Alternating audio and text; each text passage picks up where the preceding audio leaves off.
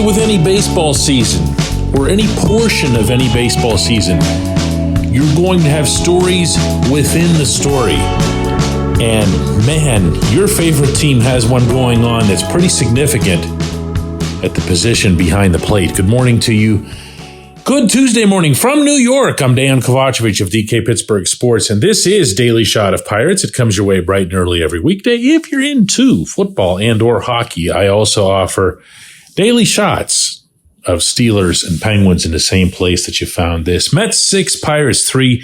Another deflating loss. It seems like of the handful of losses that they've had in this strong start, that they really suck the soul right out of you, you know? Everything looked very much in control. Martin Perez looked as sharp as he had at any other point in his own strong start. And then, boom, there goes a 3-run lead. And within that,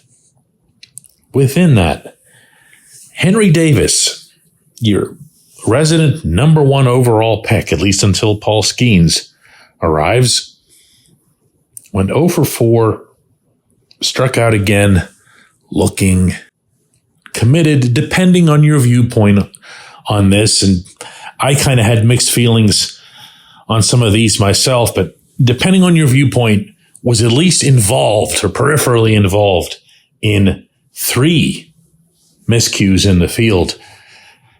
And it's just not going well for Henry. He's batting 170. He's got 8 hits and close to 50 plate appearances, couple extra base hits, just not making anything happen. And he knows it too. I hung around well after the game to wait him out in the clubhouse. And as I approached, I didn't even have to ask a question. This was how he started the conversation. No, I mean, obviously the team's playing well, and I'm not. So thankful to have people picking me up, but I got to figure it out. So doing everything I can every day to make adjustments and play like the player I know I am. Really bright kid. Just a wonderful kid, giving you everything he's got, and it ain't happening. And I don't know whether to blame some swing adjustment that he made this offseason. I wouldn't know who to blame that on. He wanted nothing to do with blaming anything of the kind. He did acknowledge that he tried himself within the past few days to get away from it, to try something on his own, and that didn't work out. He was kicking himself for that, and it's a tough situation. And by the way, I'm just going to throw this in parenthetically because that's all it's worth. And anybody who's clamoring out there for Henry to be sent down, you got to understand that right now that's not an option. Yasmani Grandal is not healthy. Jason DeLay is not healthy. The 2 catchers on this scene are the only ones the Pirates have available. That being Henry and, of course, Joey Bart. And that brings me to the other subject at hand, although it's very much related, and that's Bart himself. Bart arrived here, plucked by Ben Cherington, with a bunch of pedigree of his own. Number 2 overall pick in 2018 of the Giants. Never really stuck. He's now 27 years old. He's past prospect age. He's getting close to suspect age. And he shows up here and he goes 4 for 10 with 2 bombs, 5 RBIs, 3 walks. This is such an infinitesimal sample size that it's scarcely worth discussing, except that you have to understand that Bart was only going to get that here. There are too many other catchers who were already present, not least of which is Henry. And this dude, to his credit, goes out there and delivers. Boom, boom, boom. Looks okay behind the plate, too. So I know the standard question is, what do you do with all these catchers when everybody's healthy and the Standard answer that I give to that is that it'll always work itself out. But Henry's own issues are probably going to need a little bit more than that.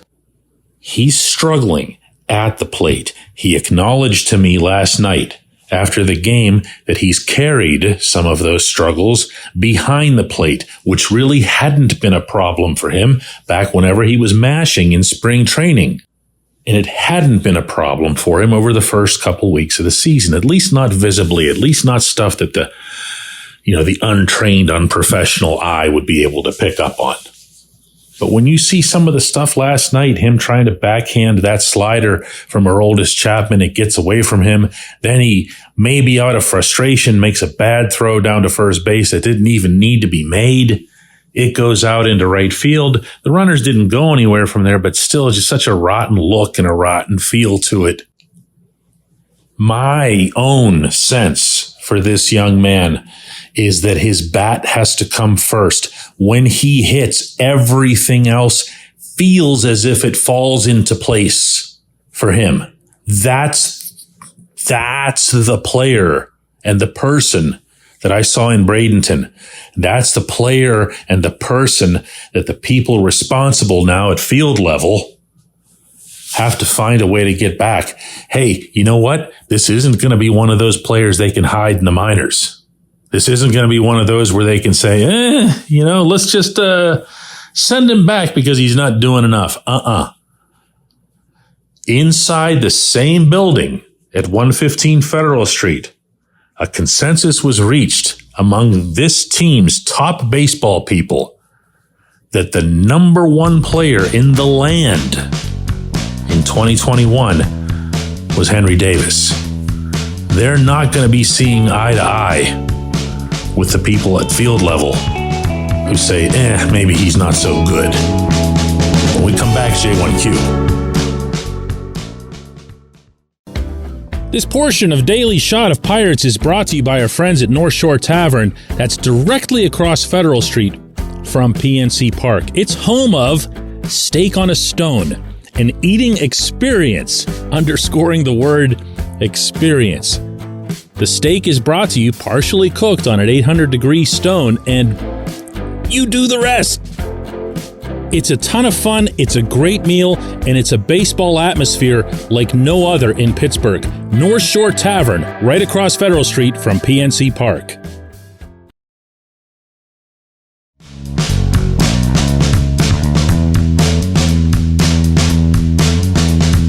Today's J1Q comes from Tom, who says, DK, this being tax week, what is the most taxing aspect of watching Pirates baseball for you? For me, it's watching O'Neal Cruz play shortstop. Really? You have that much of a problem watching Cruz at short? I'm not sure why, Tom. I wish you'd elaborated on that because I don't get it. He's not, Jack Wilson out there with the smooth vacuum cleaner like glove or whatever. But one of the things that you have to understand about Cruz at that position, and this was something that a scout told me, this was 2 years ago, was that because of his size, two things are going to happen. One is he's going to look extremely unusual to you because your eye and your mind's eye have seen a certain type of build at that position forever, with the exception of a Cal Ripken or a Troy Tulowitzki or someone who is, 6'3" or 6'4". But even then, Cruz is, way bigger than those guys.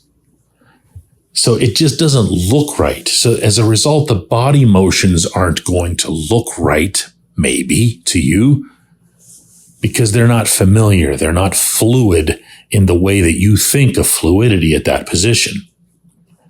That said, the other thing that the scout mentioned, and there's actually two more, was that watch his glove as it goes to the ground for a hard grounder. If it's under the ball, then he's fine. And according to this scout, it's always been under the ball. It was under the ball whenever he was in the Dodger system. It's been under the ball the entire time he's been with the Pirates, including now.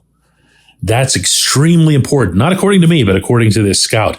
I don't even really know why, but it sounds really significant coming from the scout. The other thing, because of his size and the length of his strides and the length of his limbs, he will get to baseballs that other humans wouldn't without much greater effort.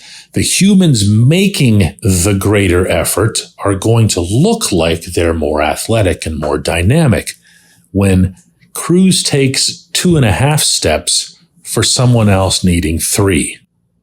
And I'm not even getting into his arm. His arm overcomes a lot of other things.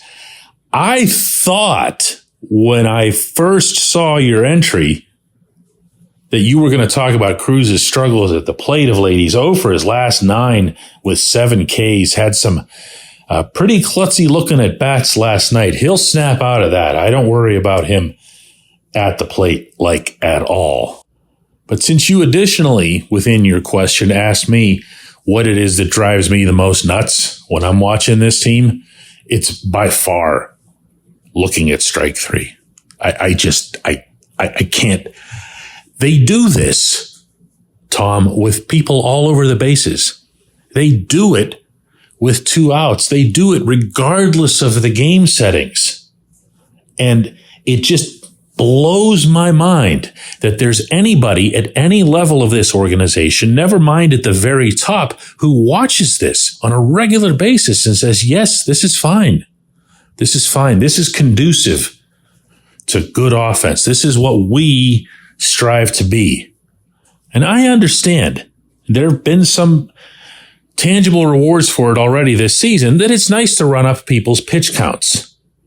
Run it up on strikes 1 and 2. Okay? Not on strike 3. Learn how to protect the plate at least a little bit. I don't think that you're ever going to see a return to baseball from the 1950s and 60s and 70s where you had the 2-strike choke up. I mean, heck, I don't know if I see anybody choke up for any reason anymore in baseball. Not since Corey Dickerson. Remember Dickerson would do that? It was just a handful of years ago for the Pirates. And he'd find a way to just, slap the ball to the other field or something. I guess that's just no longer a smart thing to do after being a smart thing to do for the first century and a half of this great game. I don't get that. I definitely don't like that.